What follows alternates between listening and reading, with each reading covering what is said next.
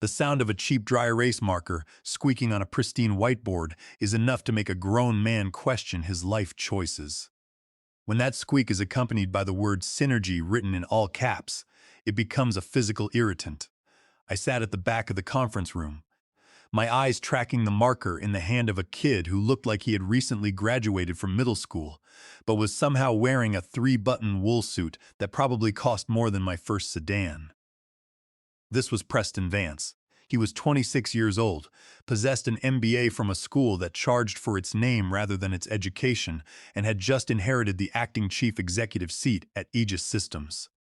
The man who built this place, Richard Vance, was currently in a specialized care facility, struggling to remember his own middle name. I was 56 years old, and I had been the operational backbone of this company for 17 years. I was there when Aegis was just 4 folding tables and a single rack of servers in a rented warehouse in Delaware. I knew where every cable was buried, how every contract was structured, and why our regulatory compliance filings had never once failed an audit. To Preston, however, I was just legacy molasses. I could see the countdown clock ticking above my head from the moment he walked through the door. Richard Vance had built Aegis Systems on a simple philosophy: processes make permanence. He used to tell me that a company is not its logo or its product, but the structure of its contracts and the integrity of its records. I took that to heart. My official title was Chief Operations Liaison, a title that meant absolutely nothing to the outside world but everything inside our walls.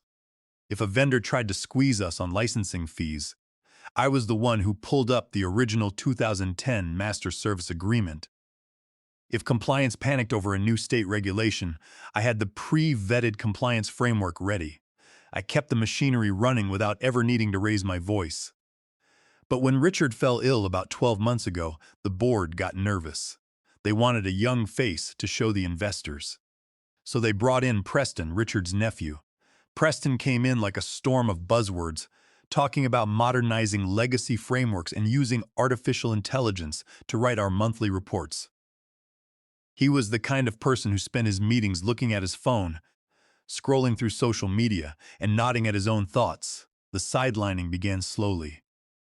First, my calendar permissions were restricted. I would try to invite developers to operational reviews, only to find the meeting rooms had been booked for vibe optimization sessions. Then, the emails changed. People I had mentored for a decade started copying Preston's new strategy assistants on messages that used to be direct conversations. I overheard him in the corridor one afternoon, telling Clara Jenkins, our HR director, that I had museum energy and was holding back the company's natural growth. I did not get angry. At 56, you learn that anger is just a waste of energy and a distraction from details. Instead, I went back to my desk, locked the drawer, and began reviewing the physical governance binders. Aegis was incorporated in Delaware, and Richard Vance was a paranoid man. He had seen founders kicked out of their own companies by greedy boards, and he had spent 30 years designing legal safeguards. In 2009, during a major funding round, Richard and I drafted an agreement that contained a very specific operational reversion clause. It was designed to protect the company's operational integrity in the event of unilateral executive action. I made sure my copies of that agreement were notarized, certified, and stored in a secure digital vault, as well as a safe deposit box. I did not try to stop Preston's changes. I watched him replace our vendor management system with a shared spreadsheet that his college buddies could edit. I did not complain when he converted our secure internal wiki into a public chat group. I even smiled when he introduced mandatory Fun Shirt Fridays, but I also kept a detailed log. Every time he bypassed a compliance check, I recorded it. Every time he made an executive decision without board notification, I filed the email. And I made sure my notary public license was active and my stamps were ready. I knew the blow would come, and I knew it would be delivered by a coward. Preston was not the type to call you into his office for a difficult conversation at 2:00 in the afternoon. He was the type to schedule a meeting before the sun was fully up, hoping you would be too tired to ask questions. I was ready. It happened on a Tuesday at 7:59 in the morning. I had just parked my car when the notification popped up on my phone. The invite had been sent at 7:56. Subject line: Operational Update. Location, HR Conference Room B. When I walked in, Preston was already there, sipping a green drink from a glass bottle. Clara Jenkins sat next to him, her eyes fixed on her notepad, refusing to look up. Preston did not offer me a chair, though I sat down anyway. He leaned forward, trying to look imposing. "Gerald," he said, his voice flat, "we have been reviewing our operational efficiency, and as part of our modernization initiative, we have decided to sunset your role." The word sunset came out of his mouth like he had just read it in a management book. I did not blink. I did not argue. I just looked at him, waiting for the rest of his script. "We appreciate your historical contributions," he continued, dragging out the word historical, "but we need to stay agile. Consider this your final lesson in corporate adaptation." I gave him a tight nod, picked up my bag, and walked out. I did not even look back at Clara. The clock was now running, and Preston had no idea what he had just started. I walked out of the corporate headquarters at 8:05 in the morning, feeling the cool morning air hit my face. The city was just waking up, and the street traffic was beginning to crawl between the glass high-rises. I did not go home to stew in anger. Anger is a commercial liability, and I was focused entirely on execution. I walked 2 blocks down to the local commercial bank branch, where I had maintained a private safe deposit box for over 15 years. While walking, I opened my banking application on my mobile phone. Preston had already processed my final payroll transaction, likely thinking that a quick payout would limit my ability to claim wrongful termination. The deposit of my salary and accrued vacation was marked as cleared at 8:20 in the morning. That specific digital timestamp was critical. Under our corporate bylaws, the clearance of the final payroll transaction marks the official execution of a termination. I entered the bank lobby, showed my credentials to the vault manager, and was escorted into the quiet safety of the steel-lined vault room. The room was cold, smelling of old paper and heavy metal. I opened my box and retrieved the physical copy of the 2009 Aegis Systems Operational Reversion Agreement. The document was 19 pages long, bound in heavy blue paper stock, and bore the original signatures of Richard Vance and myself. I placed the document in my briefcase and walked another block to the office of a notary public I had used for years. A quiet woman named Martha Gable. She looked at the blue folder, then up at my face. "You need this certified and recorded, Gerald?" she asked. "Yes, Martha," I said. "I need a certificate of execution fixed with today's date and a recorded time of 8:41 in the morning." She reviewed the document, verified my signature against her ledger, applied her stamp, and slid the certified pack back across the desk. I placed the notarized document inside a heavy cardboard envelope, sealing it with adhesive tape. On the front, I wrote the name of Diana Abbott, General Counsel of Aegis Systems, marking it as a time-sensitive legal delivery for immediate personal attention. I had already scheduled a professional courier service using a mobile app.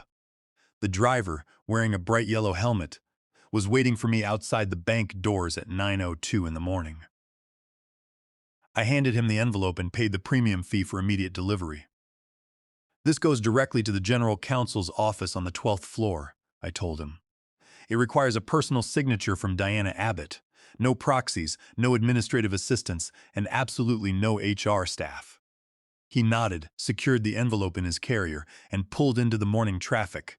With the delivery underway, I walked across the street from the Aegis Systems building and took a table in the corner of a quiet coffee shop. I ordered a hot black coffee and set my laptop on the table, keeping my eyes on the entrance of our headquarters. From my window seat, I had a clear view of the executive floor windows. I knew the contents of that envelope would change the balance of power in that building. The document was not a standard employment lawsuit. It was a formal notice of the execution of Section 4.8 of our 2009 Corporate Charter, a clause we had drafted under Delaware General Corporation law. When Richard Vance and I incorporated Aegis, he was deeply paranoid about corporate governance. He had seen too many founders forced out of their own companies by ambitious board members or inexperienced relatives. To prevent this, we wrote a specific covenant into the operational charter. The reversion clause stated that if the chief operations liaison were ever terminated without a unanimous vote of the board of directors and a pre-approved 12-month severance package, Operational oversight of the company would immediately revert to the Richard Vance Founders Trust. The trust's designated successor, named in the 2019 Trust Amendment, would assume interim authority over all operations, contracts, and banking accounts. Preston believed he was the absolute ruler of Aegis because the board had appointed him acting chief executive during his uncle's illness. However, the board's authority was bound by the original charter, and that charter contained the reversion clause. By firing me without board consultation and without the required severance, Preston had triggered the clause. The reversion agreement gave the company exactly 72 hours to correct the violation or hand over operational control. If the board did not reverse the firing, or if they could not get Richard's signature to override the clause, the transition would become permanent. At 12:03 in the afternoon, the tracking app on my phone chimed. The courier had delivered the envelope. The signature on the screen was Diana Abbott's. I imagined her sitting in her neat office, looking at the blue folder. Diana was a sharp lawyer. She did not care about corporate vibes or synergy. She cared about compliance and liability. When she read the first page of the 2009 agreement, she would know instantly that Preston had made a catastrophic error. Firing the chief operations liaison without board approval was a direct breach of the charter covenants. The liability was absolute. I sent a short email to Diana's private address. Document delivered. Clause active. Gerald.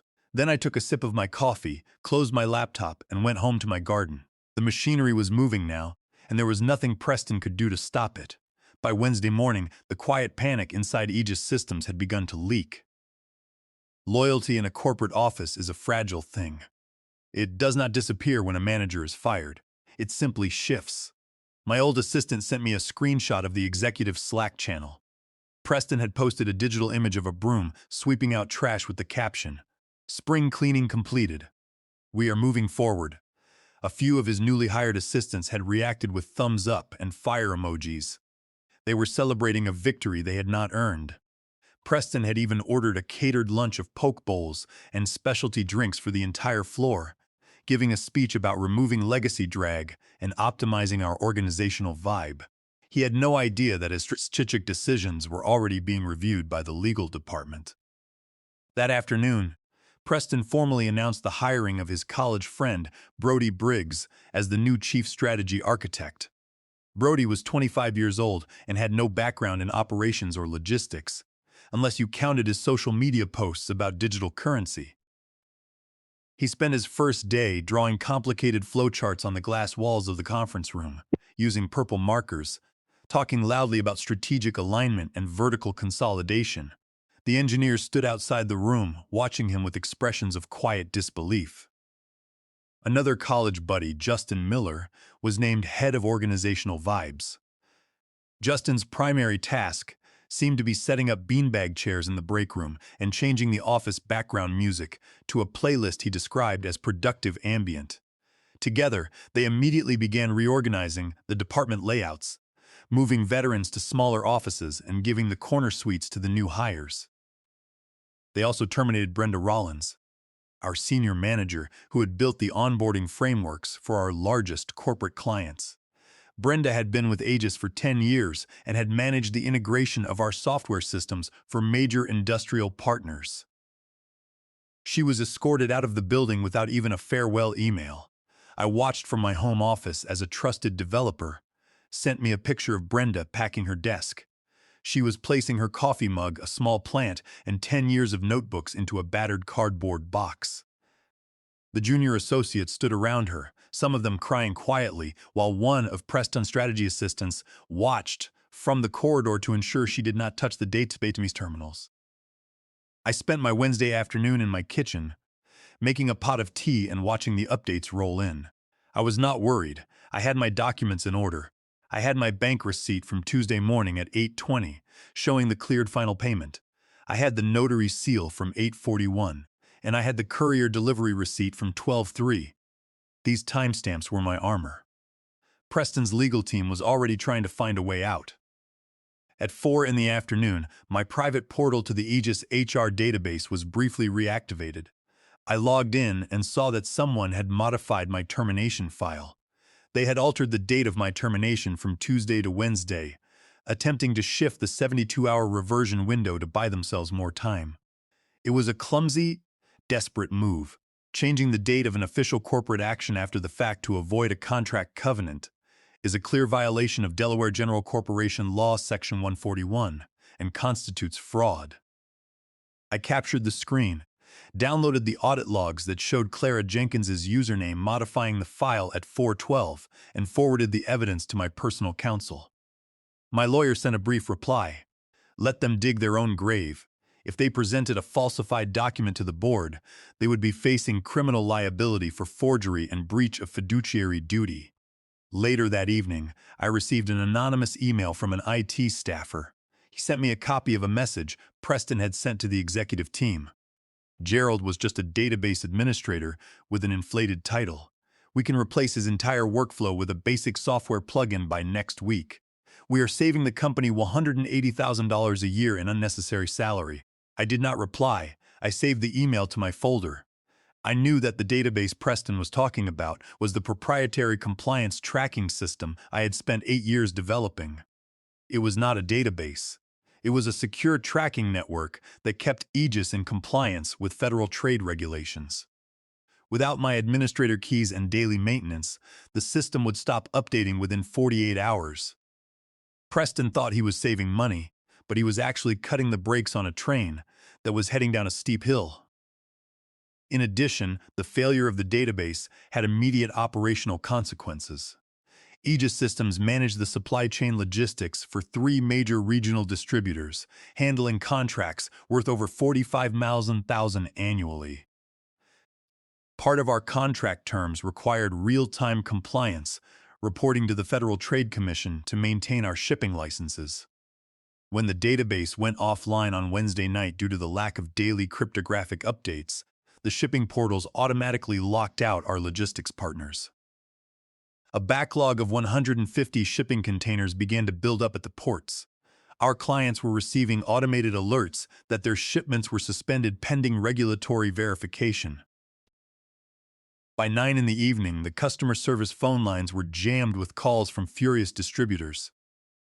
Brody Briggs, our new chief strategy architect, tried to bypass the lockout by using a generic login, but the security protocol flagged his attempt as an unauthorized intrusion, blocking all administrator access for 24 hours.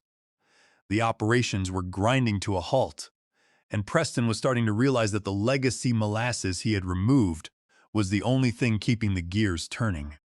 The board meeting on Monday morning was supposed to be a routine discussion about Q3, projections, and the transition to the new organizational structure. Preston had spent the weekend preparing a PowerPoint presentation filled with charts showing projected savings from our staff reduction. He wore a brand new wool vest and jeans, pacing the front of the room like a public speaker at a technology convention. The board members, 12 corporate veterans who had invested millions in Richard Vance's vision, sat around the mahogany table. Evelyn Stone, the board chair, watched Preston with a neutral expression. Preston began his presentation, talking about removing institutional weight and building Aegis 2.0. He paced back and forth, waving his hands. "We are cutting the legacy friction," he said, gesturing to a slide. "By removing outdated roles, we are saving $350. Zeros in operational costs this quarter alone. We are leaner, faster, and ready for vertical integration." Diana Abbott, our general counsel, sat to his left. She had not opened her laptop. Instead, she was looking at a thick blue folder that sat on the table in front of her. She waited until Preston paused to take a sip of his green drink. "Excuse me, Preston," Diana said, her voice cutting through the room like a cold draft. "Before we proceed with the Q3 review, we have a governance matter that requires immediate board attention." A document was delivered to my office on Tuesday afternoon, notarized and certified. It is a formal execution notice of Section 4(8) of the 2009 Operational Reversion Agreement. Preston waved his hand dismissively. "Oh, the Gerald situation," he said. "I already told HR to handle the paperwork. It is just some old contract dispute. We have already replaced his system." Diana did not look at Preston. She opened the folder and addressed Evelyn Stone. "The agreement is not a template, Evelyn. It is a binding corporate covenant signed by Richard Vance and Gerald Thorne. Section 4. 8 specifies that if the Chief Operations Liaison is terminated without prior board notification and a unanimous vote, operational control of Aegis Systems reverts to the founders' trust. The trigger occurred when Preston terminated Gerald on Tuesday morning at 7:59. The 72-hour window to cure the violation expired on Friday morning at 7:59. Evelyn Stone leaned forward, her brow furrowing. "Is this clause enforceable, Diana?" "Yes," Diana said. "It was reaffirmed during the 2018 compliance audit and is registered under Delaware corporate law. Because the board was not notified and no severance was approved, the transition of operational oversight has been triggered. The trust now holds the authority to appoint an interim operational manager." Preston's face went red. "That is ridiculous," he shouted, slamming his hand on the table. "You cannot undo a CEO because of a 15-year-old footnote. I am the acting chief executive. My uncle gave me this seat." Evelyn Stone turned her head slowly toward Preston. "Your uncle did not give you this company, Preston," she said. "He gave you a job. The company belongs to the shareholders in the trust. If Diana says the clause is active, then we are in breach of our own charter." The board members began to murmur, exchanging looks of concern. Preston looked around the room, his eyes wide. "We can override it," he said. "We can vote right now to approve the termination. We have a majority." Deanna closed the folder. "No, Preston," she said. "Under Section 4.8, any override of the reversion clause requires the written assent of the founder, Richard Vance. As you know, Richard is not currently in a position to sign corporate documents." Preston stood up, his chair scraping loudly against the floor. "I will call him," he said. "I will go to the clinic and get his signature. He knows me. I am his nephew." Diana looked at him, her expression empty. "You are not on the authorized contact list for the trust, Preston. The only non-family member with access to Richard's trust files is Gerald Thorne. You locked yourself out of the room when you fired the only man who had the key." The board members looked at each other, the weight of the situation settling over the room. Several of them leaned back, whispering in hushed tones about the legal risks. Evelyn Stone tapped her pen on the table, silencing the room. "Diana, what are the immediate financial implications of this transition?" she asked. Diana opened a second folder, this one bound in red. "Under the Delaware General Corporation Law regarding breach of fiduciary duty, if we continue to operate under Preston's direction while the reversion is active, the board members can be held personally liable for corporate waste. In addition, our liability insurance is suspended during an unresolved charter dispute. We currently have 45 million thousand in frozen logistics contracts, and our shipping licenses are under review by the Federal Trade Commission due to the database failure. If we do not resolve this within 24 hours, our partners have the legal right to terminate their agreements, which would result in an immediate loss of 40% of our quarterly revenue." "That is not a risk this board can take," Evelyn said, looking at the other members. They all nodded in agreement, their previous support for Preston's modernization plan completely vanishing in the face of personal financial liability. The board chair stood up. "We need to resolve this now. I am calling a recess so the legal team can contact the trust administrators and prepare the necessary board resolutions."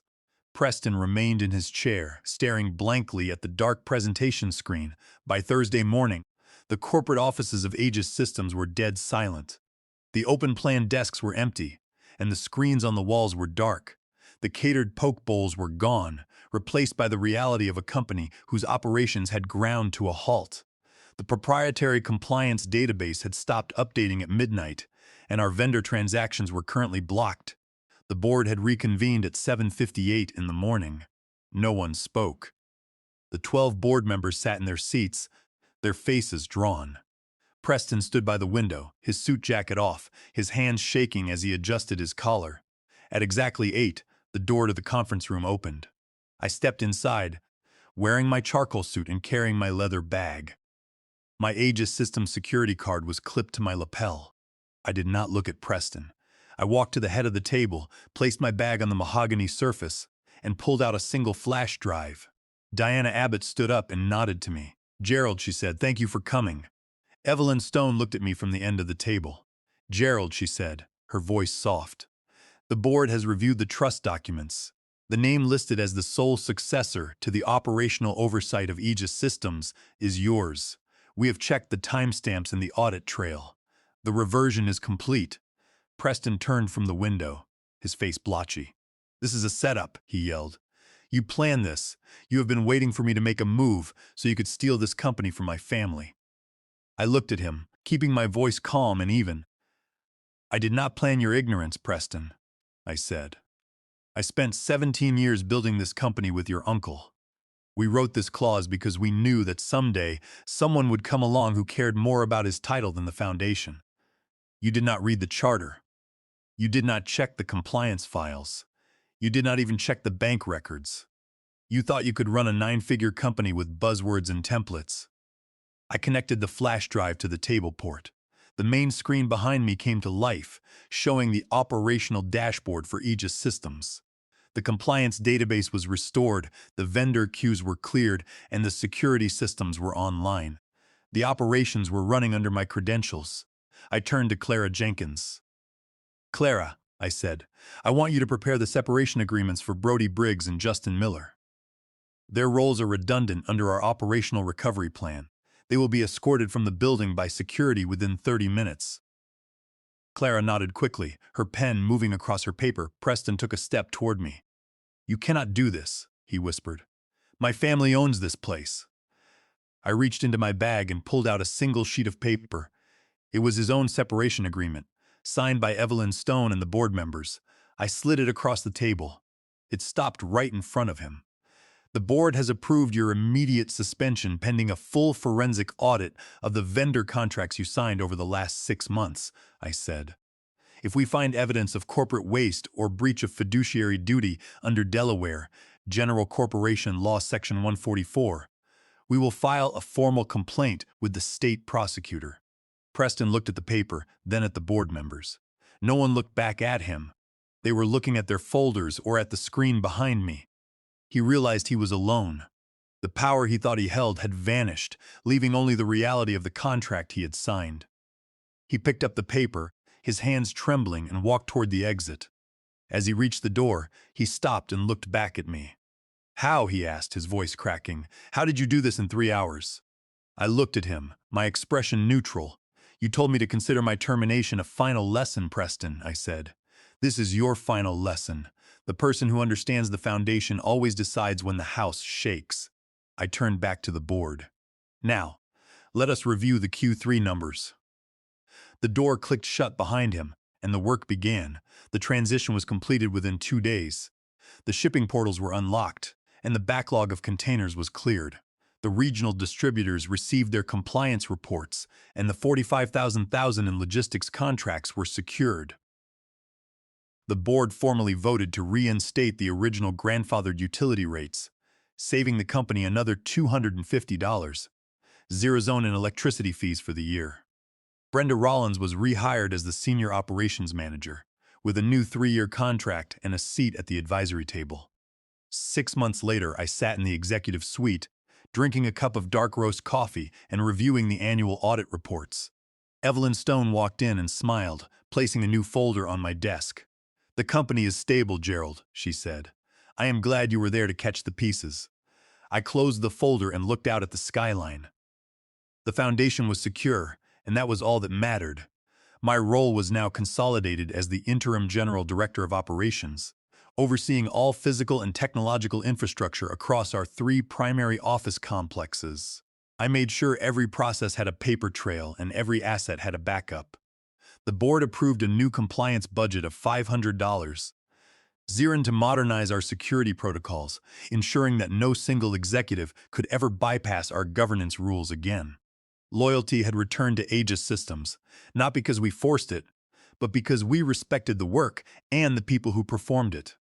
As for Preston, I heard he was currently working as an assistant manager at a small equipment rental yard in eastern Ohio, where the internet is delivered via copper lines and the office is cooled by a single window unit.